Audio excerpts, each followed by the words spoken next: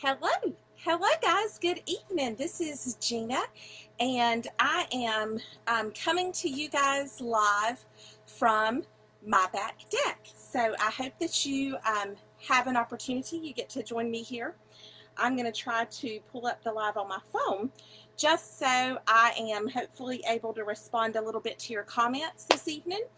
But I'm going to give you guys a chance to join in here. So what I am going to be talking to you guys about tonight is how to refresh your outdoor furniture. So if you are at all like me, you may have some older outdoor furniture. Hey, Althea, how are ya? You may have some older outdoor furniture, okay? And that is me. And I'm going to show you this beauty right here. We're going to take a close look at that. And so this is kind of our before, because this is the piece of furniture that I have not refreshed yet. And then hopefully you can see pretty well. This is the piece, this and the other chair that's beside of me, that I have refreshed. So I'm going to kind of have an opportunity to give you that before and that after. Hey, Teresa, so glad you're here. I'm so glad you're good, Althea. So I'm going to have a chance to give you that before and that after kind of look, all in this sitting, because, like I said, I haven't done that piece yet. So we have, this furniture, outdoor furniture set. Sorry, the mosquitoes are after me. They love me, by the way. The mosquitoes do. This outdoor furniture set, it is wicker. It is a set. It's this love seat that you can only see the side of right here. 2 chairs, and then in front of me, this coffee table, and I'm going to show you it too. I've already refreshed it, so I'll show you what that looks like.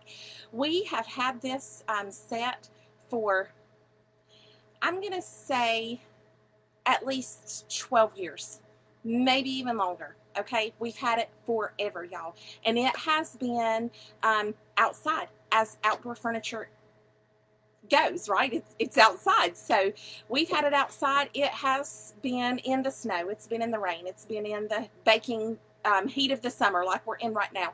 It's been through it all, and pretty much the entire time we've had it, it's always stayed outdoors. It's always been exposed. We've never brought it in for winter, so we've never really winterized it. It's always stayed out in the elements, and so it has, I mean, we've got our money's worth out of it, okay? It's done really well, but it looks rough, okay? It just looks rough. So what I decided to do was to give it a refresh. So if you're thinking about just life in general and things around your house, you know, probably a lot of you have been at home more, and so maybe you thought about what are some home projects that we can do. And this one is super quick and easy, just takes a little bit of time, slight elbow grease. Now, it wasn't even full-on elbow grease. Donna Lau, hey Donna, wasn't even full-on elbow grease, so just slight elbow grease to make this look like $1,000,000. I'm pretty pleased with how it turned out, so we'll see what you guys think. So you can see the side of this right here. This wicker this is how it looked before. So this is the before, and I'm going to show you in just a few minutes what I did to it, and this is what it looks like now. So if you guys can see this, it was actually covered with this mesh here. I'm going to lift that up so you guys maybe can see that mesh. I'm going to hopefully not knock my computer off, which is stationed on the grill, by the way. You got to do what you got to do when you're outside. Hey, Donna. So it had this meshy stuff over it. So that's what was here. So what I did, and I'm going to show you guys this, because this is how brittle it is. Can you guys see that? It was so brittle. Literally, it was breaking apart. Now, this is very, very messy. It's a little bit gratifying, I can't lie. You know, you're kind of tearing something up, but to make it better, right? So all I did to start off with was start pulling. Now, my super smart husband said to me, hey, wouldn't that go a little bit easier if you used a box cutter? And yeah, it did. I've got to admit, it did go a little bit easier, but it's so brittle, for the most part, I could just break it off. I really wasn't 100% sure what I was going to find once I started breaking this off, but I figured it looked so bad and rough as it was already that I really didn't have much to lose. And so this is what it was left with. And so you can see where the meshy stuff used to be. When I broke it off, I left it open. And I really liked this look. To me, it's definitely much more clean, a clean look, a much more modern look. So that was the first step. Break off all the wicker gunk and yucky and get down to the metal. So that's what I did first. Once I had done that part, guys, the next part was just as easy. So basically what I did is I got a scrub brush, like something you would use outside if you're washing your tires on your car, whatever, just a stiff brush, right? So I just took the brush, a little bit of soap and water, and just scrubbed it all over, just to make sure, because you guys probably can't see this from where you are, but trust me, from sitting outside, and I don't know if you guys can see, but we have this wisteria vine. There's a pergola that covers our deck here, and we have this wisteria vine that wraps all around. Again, my husband's the plant guy, so that's all him. It's very pretty, but it's also very messy. So if you can imagine just years and years, because I've said we've had this forever, of it sitting outside, it is nasty under here. So we're talking like polleny, green, just picture green, yucky, polleny, grit and grime. Okay, so that's what's under there when you get all of this part of it pulled off and you're down to the metal. So you got to clean it up. Okay, so again, slight elbow grease, not much at all here. Scrub brush, a little bit of soap and water, squirt it down with the water hose. It's looking pretty good. Okay, so that was step 2. Step 3, spray paint. Guys, let me tell you the secret to spray paint. I found it is a black, and you can see the older color, well, probably back in the day before it was quite as faded as it is. It was kind of this tan, taupey color, all right? So you can see, hopefully, that it's black. And it's black because of spray paint. So what I did was I got hammered spray paint. That is one of the best secrets that I can give you if you're going to do an outdoor furniture refresh. Get something with texture. I don't like that marbled look, so I didn't want anything like that. I didn't want the stone. If you guys have ever seen that, there's like a stone spray paint. I didn't want anything like that. This is super subtle. If you could see it up close, you got to trust me on this, or come on over to the house and I'll show you in person. But it's very subtle. It's got a little bit of texture to it, and that is definitely your friend when you are spray painting. The reason is it's pretty forgiving in terms of picture outside, blazing sun, because what other time would I choose to spray paint than the middle of the afternoon when it is super duper hot? Okay, so here I am out in my yard. I put down some butcher paper. So that's another tip, by the way, if you are looking to not fully spray paint your grass. Now, if your grass needs a trim, go ahead and spray paint it.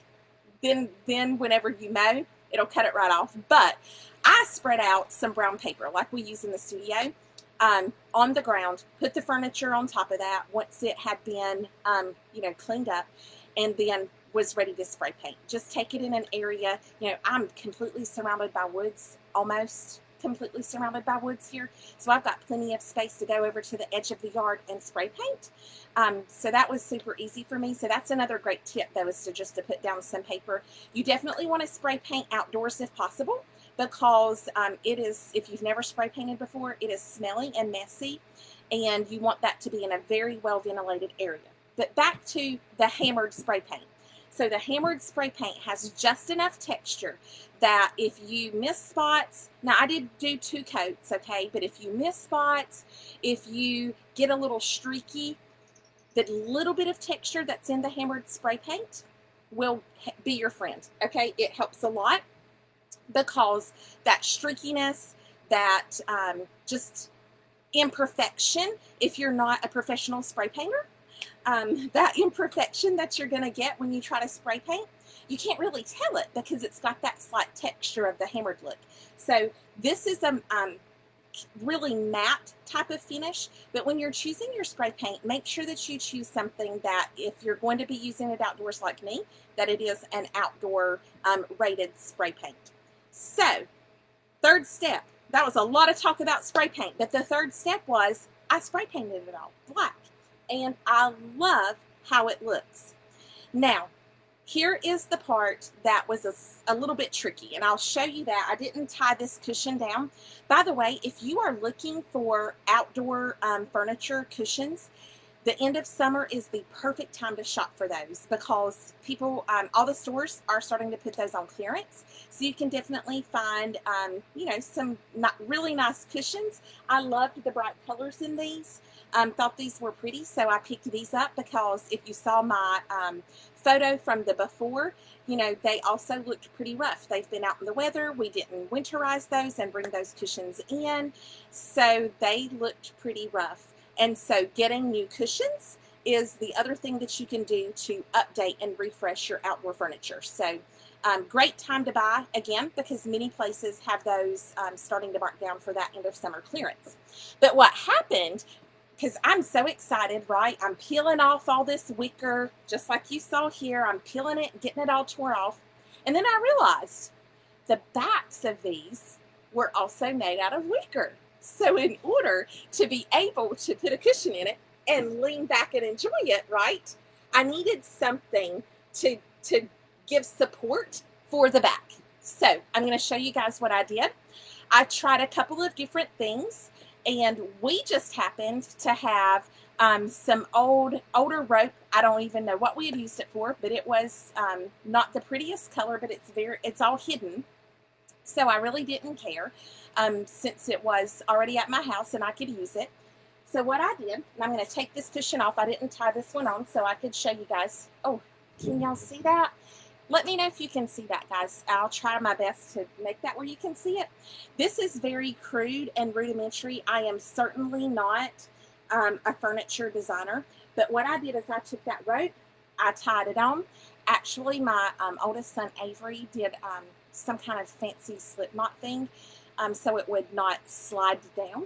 Tied it on to make the back, and then when you put your cushion in, and I got these cushions with ties, and when you tie them on, just like in this chair, it is super comfortable. So you can lean back, you can be comfortable, and it's as good as new. And like I said, it was something we already had here at the house, so I thought, well, might as well use it and see what I can do with it. Now, you may have better ideas for what I could do for the backs of my chairs to give some support, but that's what I did. And I'm going to show you guys. I'm going to grab this right here, and I'm going to show you guys what I'm talking about. So this is the piece of furniture, if you guys can see that I have not completed. Okay, so see how the back is here? This is how it was made. And so all of that, when I was ripping off this old wicker, okay, all of that got ripped off. So that meant there was no back. So that was my, sorry for the bumpiness there. So that was my solution to be able to have a back for my chairs. And it is, like I said, very comfortable, works out well. Now, I'm in debate, and you guys can maybe give me your opinion in the comments about this, because one of the things that I've thought about doing, and I really like this clean look. So if you guys love this clean look, let me know and say, leave it alone, Gina, just stop. You've done enough. But one of the things that I have thought about, especially if we are in the middle of the day or the afternoon, this back deck gets all the afternoon sun. So if we're out here grilling or anything, you know, this metal's going to get hot. So one of the things that I thought about doing was wrapping some rope. You can possibly see there's a metal piece here and here, wrapping rope around it, so that when you put your arms on here on the armrests, that it's not quite as hot to touch. So you guys let me know if you think I should try that or not in the comments. What do you think? Leave it this nice clean look, add the rope. Let me know what your thoughts are about that, because I debated about it, couldn't make up my mind, and so I went with less is more right now, but just something to kind of think about as well. So again, this is how I refreshed my outdoor furniture, and so excited about it, because saving money, doing it myself, all the things that I love. So the last thing that I want to talk to you guys about, oh, also there is a coffee table. Can you guys sort of see that? That went with this set. Did the same thing to the coffee table with a slight exception. The legs, and I'll post a picture of this in the comments so you can see it. The wicker on the legs were actually, surprisingly, in pretty good shape, so I just spray painted those as well. So the sides of the coffee table here, if you guys can see that, had this kind of wicker wrapping around it, so I tore all of that off, and I love the look of it. It is so much more beautiful, so much more clean, a lot more modern in terms of look, so I was super excited and happy about that. All right.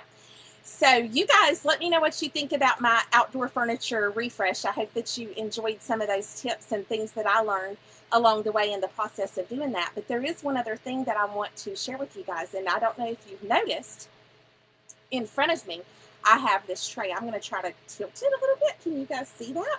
I have this tray, and if anybody knows me, then you know that I love to eat. So I do have some healthy snacks on there. Did y'all see that? Blueberries, grapes, pretzel bites. I mean, those are moderately healthy.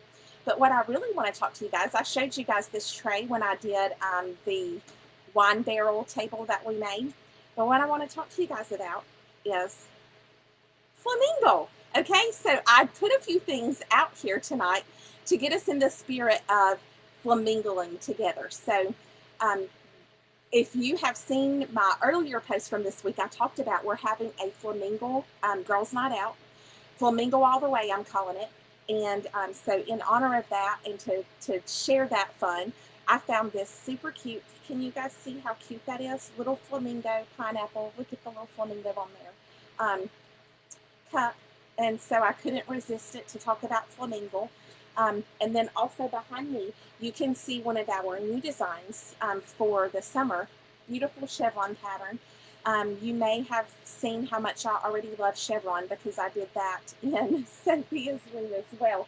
But I put that cute little flamingo on there in honor of Let's Flamingle. So we are celebrating Christmas in July in the studio, and we are having a flamingle all the way. So it is my version of a Christmas party, a Christmas summer party, Christmas in July party, right? You've got to have something flamingo to go along with that. So I've got an event on my Facebook page for that. I am limiting that number because we are working hard to keep safety in the studio, to practice our social distancing. So it is limited. So I would encourage you, if you want to have a fun girls' night out, we're going to have some fun summery treats because no Christmas party is complete without some fun treats and snacks, but we're going to make those a little flamingle summery themed. So go and register for that. You can make Christmas or you can make anything else that you want to make. So even though we are kind of promoting that as a Christmas in July, flamingle all the way Christmas party, it doesn't matter what kind of project you make. So you can choose from anything in our collection. So I hope that you guys will join us and flamingle with us. That is happening on July 30th. So it's the last Thursday of this month. So thanks for watching tonight. I hope you guys enjoyed my DIY furniture refresh. Don't forget to let me know. Wrote? No wrote? What's your opinion? And go and sign up and let's flamingle together. You guys have a great night.